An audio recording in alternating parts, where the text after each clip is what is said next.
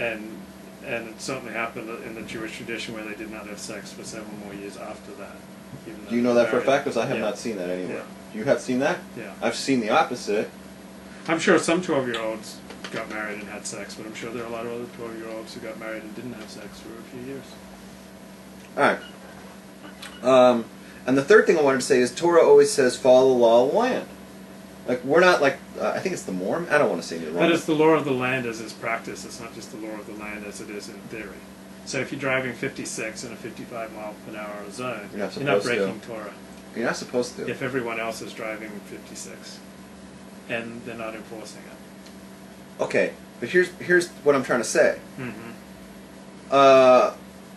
If the law of the land was there's no age on marriage, mm-hmm. and statutory rape doesn't exist under 14, mm-hmm. then and you could get married at 14 years old, Torah has no problem with that whatsoever. Right. Torah has no opinion on that. Right. She's an adult. If that's the way we went. Right? And now, if they raised the law and they said you can't be with a woman, you can't have sex with her until you're 21, Torah would say you have to follow that. Okay? Now, in California, I don't know if it might have been 21 before at some time. I'm not positive on that. I think it was when I was a kid. You know, I can't even remember anymore. I'm so old, I don't remember everything. But I think at one time, she's legal was 21. I remember this Rabbi Michael Broyd gave a shiur for B'nai David Judea, which is this like left-wing modern Orthodox shul. He talked about a case that he had. He was the Beit Din of the Beit Din of America. And there were these two friends, they were like 55 years of age. And one friend comes to stay with another for a Shabbat. And during the course of the Shabbat, he has sex with his friend's 15-year-old daughter. So, 15-year-old daughter has no problem with what happened. She just wants, she just wants the issue, just forget about it. The friend, the father was really upset, so he went to his local Orthodox rabbi. Said, what should I do? The rabbi said you should get some friends together, and you should beat your friend, paying particular attention to the organ that committed the infraction. So they got together and they beat the guy, and he sustained some permanent injuries, and then he sued the local Orthodox rabbi who gave the advice. Sued him? Yeah. What's the lawsuit? I mean, saying that the rabbi instructed this guy to get people together to beat him up, and he sustained some permanent injuries. Oh, okay, got it. And so, what was really interesting is that in the audience, like all these women were just so upset. Like, you know, why did the local Orthodox rabbi? The local Orthodox rabbi said, "Sue me away. I would be happy to go to court and defend my ruling on this. Like, okay. Take me to a jury, anything, Beit Din, whatever. I'm happy to defend this ruling." What I found so interesting was how upset everyone got. They said, "Well, you know, that was statutory rape," and Rabbi Broyd made the point, maybe de facto, but not de jure. Like, the facts are, yeah, that's statutory rape, but de jure, they don't prosecute for 15-year-olds.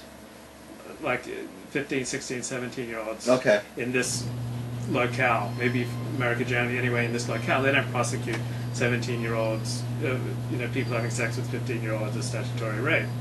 And that's like the opposite of the case I'm trying to describe here. Yeah, but anyway, you made the point. I thought it was also the girl had no problem with what happened. Oh, well, of course. Well, not of course, but in this case, the girl had no problem with what happened. Yeah, well, I'm thinking, of course, because how many times is this girl going to turn around and say, "Oh, you know, he raped me"? It's never her. It's the parents that have a problem. Right. It's the parents that have a problem, or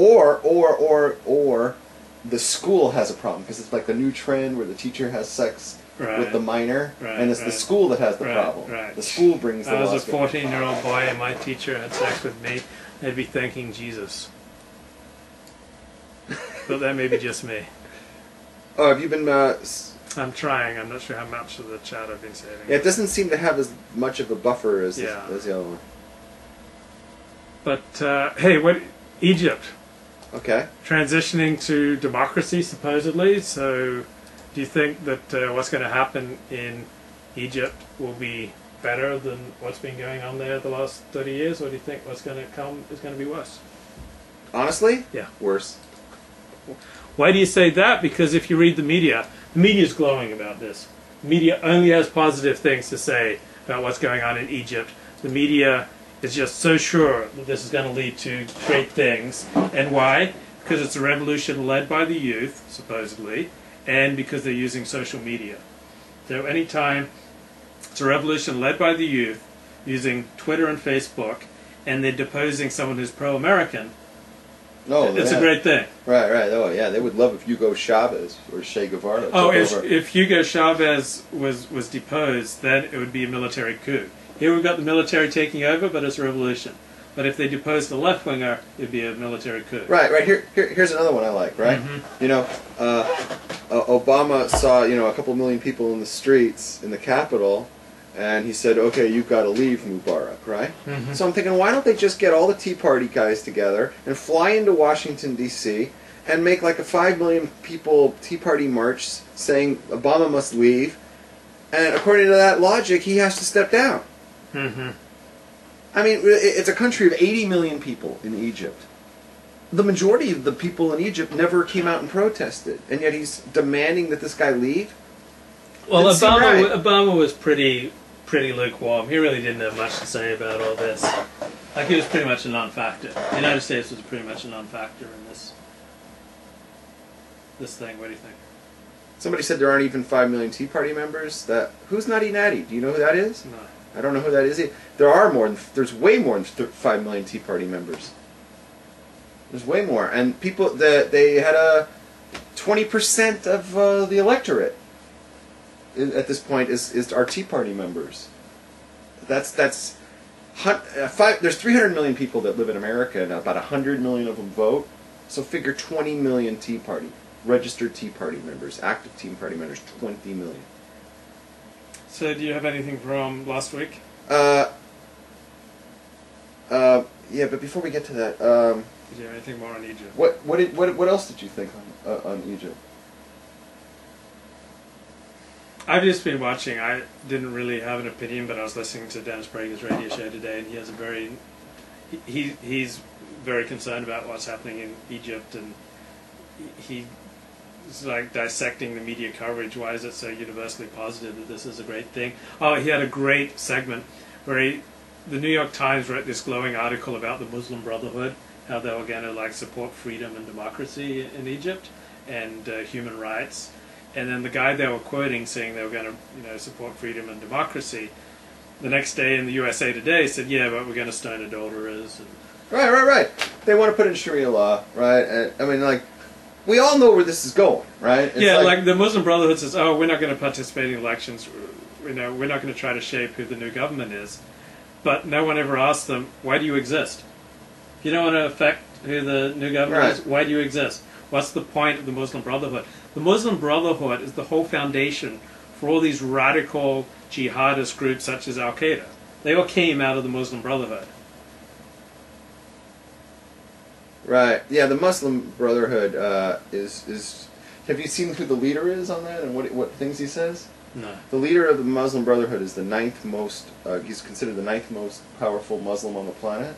Mm-hmm. Most influential. He has a TV show in Egypt. 40 million viewers. 40 million, about half the country's watching, or half the people. Somebody's watching it, right? He has 40 million viewers. This guy's hugely powerful, and he has called for complete annihilation of the state of Israel. And he wants to take over America. And the Muslim Brotherhood has ties to schools here in America, Muslims, private schools, teaching them this doctrine. Isn't that wonderful? Prager made the point, when was the last time that a revolution came about and brought something better? Like from the French Revolution to the Russian Revolution, it's usually brought something worse. The American Revolution wasn't really a revolution. They built upon the existing government structure that they'd gotten from Britain and took it further to a republic. But well, wait a minute. The American Revolution was different in that we broke away from a country. It wasn't like we toppled England. So it's not really the same. Yeah. It's not like we took over England. That would have been really significant. Yeah. George Washington got on a boat, went to London, got rid of the Queen or the King George. Right. That would have been gigantic.